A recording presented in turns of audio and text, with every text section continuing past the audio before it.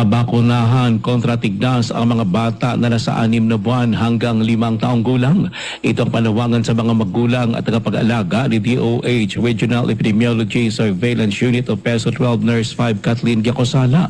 Ayon pa kay Giacosala, ang ahensya ay magsasagawa ng Measles Rubella Supplemental Immunization Activity o MRC at sigiting ligtas nitong Enero 19 hanggang Pebrero 26. Gagawin ito sa mga health centers at mga piling vaccination sites. Layo na malawak ang vaccination na mapigilan ang outbreak ng measles rubella. Paliwanag pa ni Giacosala nitong 2025 kasi 55 sa kada 1 milyong populasyon ng bansa ay naapektuhan ng tignas. Ito ayon pa kay Giacosala ay masyadong mataas na target na 0 to 1 case lang.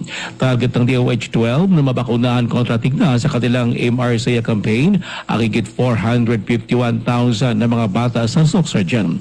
Pinawi rin ni Giacosala ang pangamba ng mga magulang at guardian sa bakuna. Ang bakuna ay ligtas, epektibo at libre. Sama-sama nating tiyakin na walang batang maiiwan sa proteksyon ng bakuna. Si PESO 12 Nurse 5 Kathleen Giacosala, Ruel Osano, NDBC Bida Balita.